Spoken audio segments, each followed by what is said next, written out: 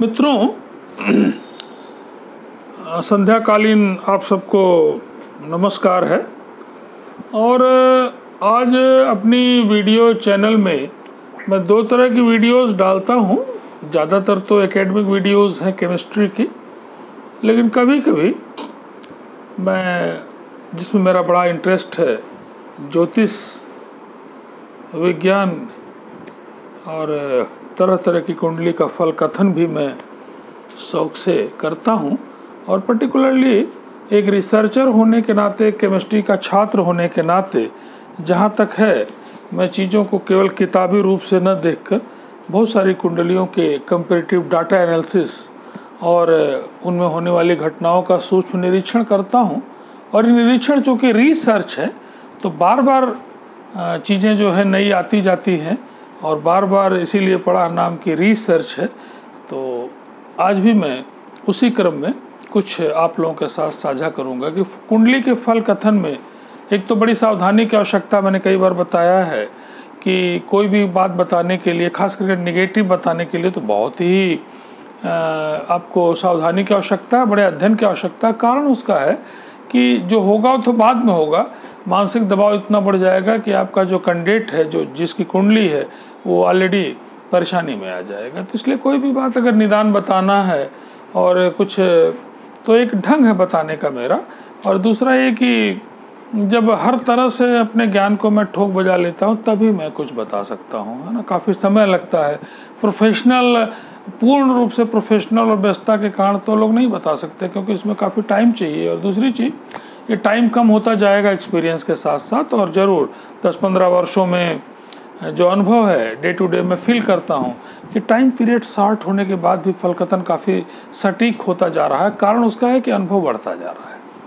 आज मैं कुंडली में जो ग्रहों की डिग्री है उस पर कुछ बोलना चाहूँगा, जो मैंने ऑब्जर्व किया है कि अगर ग्रहों की डिग्री आपकी अच्छी नहीं है, बहुत सारे फैक्टर, उसमें केवल एक फैक्टर पर बोल रहा हूँ कि ग्रहों की डिग्री अगर आपकी कमज़ोर है तो बड़े बड़े जो योग हैं वो भी पूरी तरह से फलित नहीं हो रहे हैं लोगों के। क्यों? उसके अनेक कारण है। कोई योग अगर बहुत प्रबल है और बहुत सारे दुर्योग है, बहुत सारे खराब ग्रहों की दृष्टि उस पर है, या नौमांस में काफ़ी खराब हालत है, तो ठीक है, वो भी एक फैक्टर है। लेकिन सारे फैक्टर को मैं एक साथ नहीं बात कर रहा हूँ रिसर्च की तरह, किसी एक फैक्टर को, बाकी फैक्टर को कांस्टेंट करके मैं एक फैक्टर की केवल बात कर रहा हूँ कि ग्रहों की डिग्री का भी अपना बड़ा महत्व है। और मैंने पाया है कि अगर ग्रह की डिग्री कमज़ोर है, कमज़ोर का अर्थ क्या आप जानिए कि कुल 30 डिग्री ग्रहों की है, मोटे तौर पे आप समझिए, जैसे एक लेमैन समझता है। उस 30 डिग्री में अगर 5 डिग्री से नीचे है तो बाल्यावस्था है, उसमें दम नहीं है ज़्यादा, ठीक है। और अगर 25 से ऊपर है तो भी दम कम बहुत है, क्योंकि वो वृद्धावस्था का ग्रह है। अब जो ग्रह 10 से लेके और 20 डिग्री के अंदर हैं वो तो एकदम युवा अवस्था, जवानी के ग्रह हैं और उनमें बहुत दम है। खास करके 14 डिग्री, 15 डिग्री, 17 डिग्री, 16 डिग्री, इस तरह के जो इवन देन 14 डिग्री के मैंने देखा कि काफ़ी अच्छा है। और कुछ एक उदाहरण से मैंने पहले भी चर्चा की है कि लग्न, जो कि बहुत ही पावरफुल चीज़ है कुंडली में फल कथन में, कि अगर लग्न और लग्न की डिग्री दोनों ही शानदार है, मीन्स 16, 17, 20 डिग्री के अंदर है, तो देखा गया कि काफ़ी स्मूथ कुंडली, उसके जीवन में लॉट ऑफ काफ़ी अच्छाइयाँ हैं, काफ़ी आराम है उसे। और अगर दोनों ही खराब है, पता लगा कि दोनों ही बहुत पुअर है, कोई 1 डिग्री का है, कोई 2 डिग्री का, उसका लॉर्ड भी 2 डिग्री का है, या 27 डिग्री का, 28 डिग्री, 29 डिग्री का, तो really lot of problem is there.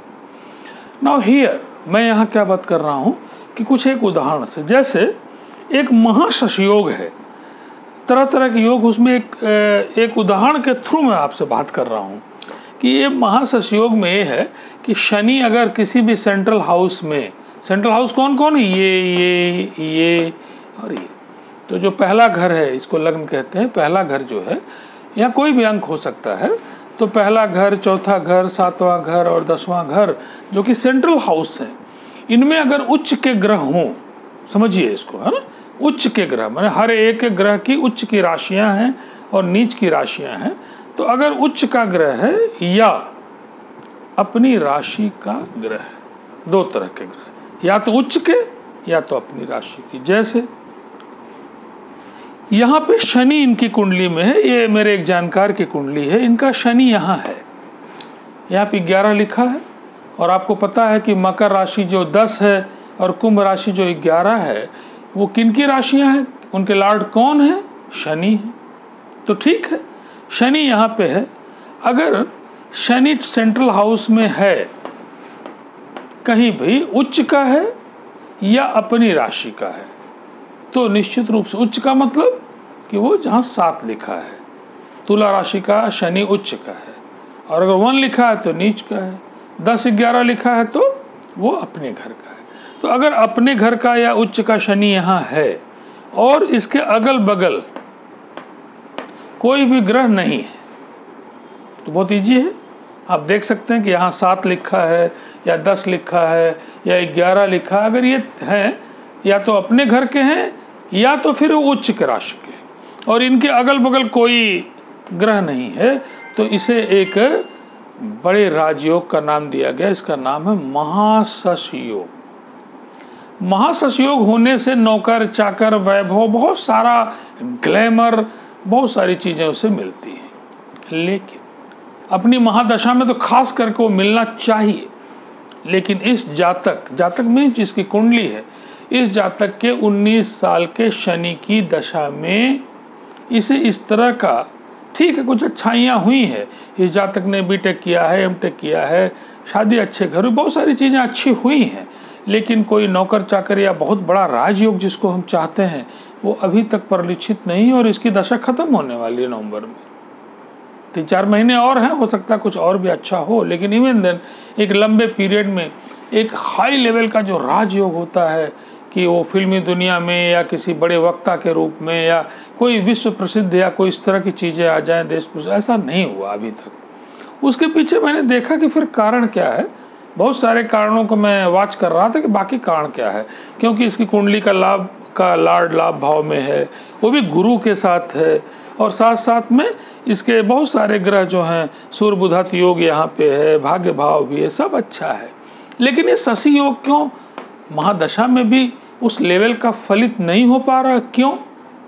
तो मुझे जब धीरे धीरे मैंने देखा बहुत सारे कुंडली के थ्रू और प्रैक्टिकल और थ्योरेटिकल नॉलेज भी, तो दोनों को जब मिक्स करके देखा तो इसका सबसे बड़ा रीज़न है कि जो ग्रह की डिग्री है, अगर ये डिग्री यहाँ पे 10 होती, 12 होती, 15 होती तो कुछ बात और होती।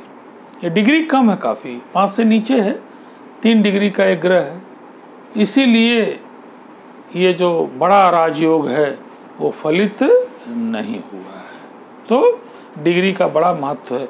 अगर डिग्री नहीं है तो ठीक है, कुछ उपाय हैं, उपाय तो है ही है कि शनि, अगर इसको कहा जाएगा कि महाशश योग के बाद भी फलित नहीं हो रहा है तो ठीक है, अगर ये प्रत्येक शनिवार को श्रद्धा भाव से शनि के उपाय करें, उपाय में मतलब कि उनका जो भी उपाय है, उनकी पूजा है, सरसों तेल का दीपक है पीपल पे या शनि मंदिर में जाके, ये सब जो उपाय हैं अगर ये करें, ओम संग शनिचराय नमः का जाप करें श्रद्धा भाव से, तो नो डाउट धीरे धीरे पावर तो बढ़ेगी।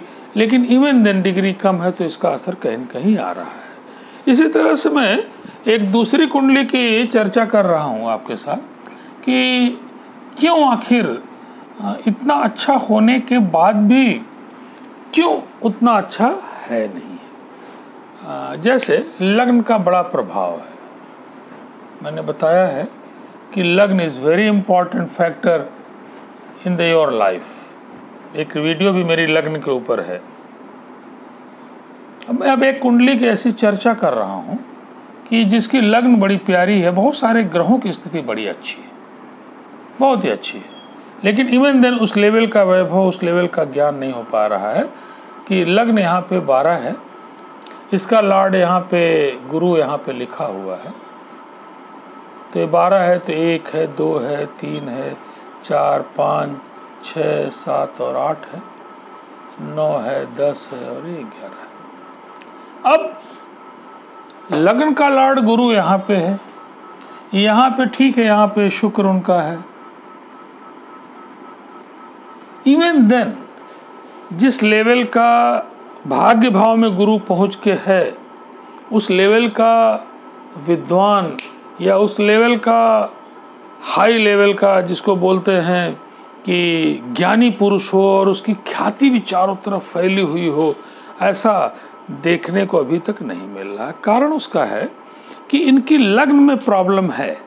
लग्न का लॉर्ड, नो डाउट लग्न का लॉर्ड इनका करीब करीब 17 डिग्री का है, इनको मैं जानता हूँ, लेकिन इनकी लग्न जो है वो करीब करीब 2 डिग्री के आसपास। अब ऐसे में मैंने आपको पहले ही बताया है कि लग्न अगर 0 डिग्री है, 1 डिग्री है, 1.5 डिग्री की हो, उसका लॉर्ड भी यहाँ पे अगर 1 degree, 2 degree, 5 degree, 28 degree, 29 degree का हो जाता तो कोई सवाल ही नहीं है। भले भाग्य भाव में इनके लग्न का लॉर्ड पहुँचा हुआ है, फल मिलने वाला बहुत नॉमिनल फल मिलता ही नहीं, लेकिन इनको काफ़ी फल मिल रहा है। एक अच्छे कंपनी में इंजीनियर हैं और अब तो मैनेजर हैं, एक तरह से कह सकते हैं, लेकिन इवन देन फिर भी ऐसा कुछ हो नहीं पा रहा है। तो ऐसा आखिर क्यों है, उसके पीछे जो रीज़न है वो मैं बताना चाह रहा हूँ आपसे कि इसके पीछे यही है, लग्न की डिग्री जो है, ये लग्न की डिग्री और लग्न के लॉर्ड की डिग्री में चलो एक तो अच्छा है और अच्छी जगह है, और चूंकि ये गुरु की दृष्टि यहाँ पे है तो इस भाव की दृष्टि यहाँ पे एक अच्छा सिम्टम है राजयोग का। तो संतान सुख है, विद्या सुख है, चंद्रमा के घर पे गुरु की दृष्टि, बहुत सारी अच्छाई है, नो डाउट, और अच्छा वो कर भी रहे हैं। लेकिन अगर काश ये डिग्री इनकी ऐसी होती कि यहाँ 16 डिग्री होती, 17 डिग्री होती, 20 डिग्री होती, 12 डिग्री की होती, तब आप देखते हैं इनका, तो इनको क्या करना चाहिए। इनको निश्चित रूप से, हालांकि बताना हमारा धर्म है, माने न माने वो तो उनका काम है, राइट। एक तो किसी गौशाला में अपनी आय का 10% नहीं, 10% तो 5% ही किसी गौशाला में दान देना चाहिए, क्योंकि खुद तो इंजीनियर के बस का नहीं कि रोज़ जाके गाय को खिलाएं पिलाएं और उसकी सेवा करें। तो ठीक है, इनडायरेक्ट सेवा में कि भाई किसी गौशाला में ये भूसा का दान दे दें, खरी का, चूनी का, उसके खाने पीने की व्यवस्था करें। दूसरी चीज़ है कि गुरु को अच्छा रखने के लिए नो डाउट पिता की सेवा इज़ वेरी इंपॉर्टेंट। ठीक है, पिता भक्त तो ये हैं, तो वो तो है इनका, जिसके कारण अच्छा कर रहे हैं। लेकिन अब पुखराज, अगर जहाँ तक रत्नों की बात है, रत्न भी बड़ा इफेक्टिव है, तो रत्नों की भी बात है। तो अगर ये पुखराज धारण कर लें, ये मत सोचे कि 1 लाख का लग गया, 50,000 का, don't, it is a investment. अगर ये पुखराज पहन लें तो देखिए कि जो इनकी छलांग लूडो की तरह ना सीढ़ी से चढ़ रहे हैं, तो फिर क्या होगा, धीरे धीरे चढ़ रहे हैं, ये पहनते ही एकदम सीढ़ी लगी 2 पर पहुँच गए, 99 खट दे, ऐसा होगा। अब वही बात है, फेथ के ऊपर बताना हमारा धर्म है, और मैंने कई बार बताया भी है इन लोगों को, लेकिन फिर भी मानना न मानना इनका अपना काम। अब मैं कुछ एक और चर्चा कर रहा हूँ कि किसी बड़े योग में, जैसे एक बड़ा योग ये भी है,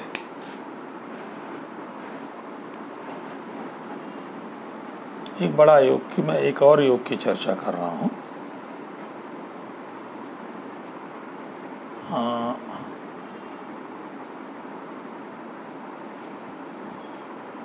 कि यहाँ पे अगर बृहस्पति है, गुरु है,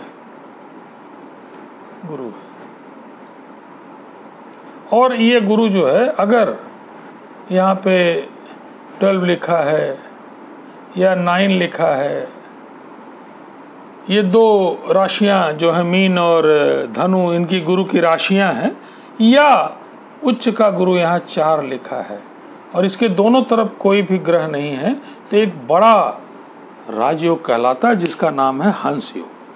हंस योग भी बड़ा शुभ है। बहुत सारे योग आप देखेंगे कि हंस योग है, केदार योग है, बड़े बड़े योग हैं, ये भी एक बड़ा राजयोग है। लेकिन ये राजयोग भी फलित तभी हो पाएगा, क्योंकि अभी तक तो नहीं फलित हुआ। ठीक है, पढ़ने में अच्छे हैं, गुरु का जो प्रभाव है बढ़िया, पढ़ने में इज़ वेरी नाइस, लेकिन ये तभी इनको सफलता मिल सकती है बहुत ही अच्छी। एक कुंडली तो हमारे पास ऐसी जो एम्स में डॉक्टर हैं, उनका तो बिल्कुल हंस योग है, एकदम दिखाई पड़ रहा है मेरे सामने, उन्होंने एमडी किया और इस समय वो एम्स में मेडिसिन में डॉक्टर है। लेकिन इनके लिए इनकी कुंडली का विश्लेषण करते समय मुझे देखना होगा कि ये अभी उतनी सफलता नहीं पा रहे हैं, फिर भी पढ़ने में बहुत अच्छे हैं, सफलता मिलेगी देर सवेर, लेकिन देरी हो रही, स्ट्रगल हो रहा है इनका। तो मैं देखूंगा तो निश्चित रूप से कि इनकी गुरु की डिग्री कमज़ोर होगी। दूसरी चीज़ और कि गुरु अगर यहाँ पे हंस योग दे रहा है और ये हंस योग का अमाउंट, शुभ योग का जो अमाउंट है, इस पे जितना ज़्यादा क्रूर ग्रह की दृष्टि पड़ती जाएगी वो अमाउंट उतना क्या होता जाएगा, कम होता जाएगा। और जितने शुभ ग्रहों की दृष्टि इस पे पड़ती जाएगी उतना क्या हो जाएगा, और फल होता जाएगा। सोने में जिस बोलते हैं ना, सुहागा होता जाएगा। और अगर इस पे क्रूर ग्रहों की, पापी ग्रहों की दृष्टि आना शुरू हो जाएंगी, राहु की दृष्टि आ गई, दिमाग खराब करेगी इनका, है ना, चांडाल योग देगी, फलाना देगी। तो ये भी एक फैक्टर है। इसलिए किसी की भी कुंडली को विश्लेषण करते समय मेरा जैसा आदमी जो एक बार रिसर्च करने में कोई चीज़ मिली है और पता लगा दोबारा जब फिर किए और कोई चीज़ छूट गई तो फिर माइन्यूट देख रहे हैं, कोई हल्की सी भी पीक है तो फिर विश्लेषण कर रहे हैं, दोबारा उसको फिर से स्पेक्ट्रोस्कोपी में ले जाके देख रहे हैं और तब रिजल्ट के बारे में देखते हैं कि एक अद्भुत रिजल्ट फिर आ रहा है। तो same thing is here also कि कुंडली का विश्लेषण ऐसा नहीं कि कोई एक बार आपने अपनी कुंडली किसी से विश्लेषण करवा दी तो सब कुछ हो गया। नो, आने वाले दिनों में गोचर की स्थिति और ज्योतिषी की दृष्टि भी कोई जरूरी नहीं कि हरदम दृष्टि पड़ी जाए किसी माइन्यूट चीज़ पे। तो किसी ज्योतिषी से जब अपनी कुंडली का विचार वो कराएं, विचार करवाएं आप, तो ज़रूर उसको आधा घंटा 1 घंटा आप उसको समय दें और कह दें कि भाई इत्मीनान से आप देखिए, जो भी होगा हम आपके लिए करेंगे। तो ये बहुत ही अच्छा है और मुझे अच्छा लगता है। मैं एक तरह से बहुत इंटरेस्ट के साथ कुंडली का विश्लेषण करता हूँ और डे टू डे मैं अपनी इस मेटा साइंस को अपनी साइंस के साथ क्या करता हूँ, रिलेट करता जाता हूँ। बहुत सारी चीज़ों को मैं ऑब्जर्व करता जाता हूँ कि भाई क्या हो रहा है। तो मेरी दृष्टि जो है फल कथन पे भी ये माइन्यूट से माइन्यूट चीज़ को मैं अब देखता हूँ। 1 बार 2 बार 3 बार किसी कुंडली मेरे पास सेव्ड है तो मैं बार बार देखता हूँ कि क्या हो रहा है इनके जीवन में, पूछ भी लेता हूँ अपने रिजल्ट के लिए, हाँ भाई अब क्या हो रहा है, अब क्या हो रहा है। उससे फिर मैं डाटा को फिर से देखता हूँ कि रिप्रोड्यूस हो रहा है कि नहीं हो रहा है, काम अच्छा हो रहा है कि नहीं हो रहा है, जो कहा गया वो सत्य हो रहा है कि नहीं हो रहा है। तो ज़रूर मुझे खूब अच्छा लगता है। और आप भी जब कभी एंजॉय करना चाहें अपनी कुंडली का, तो मैंने कई बार बताया कि एक तो मेरा चैनल है, इस पे आप देख सकते हैं।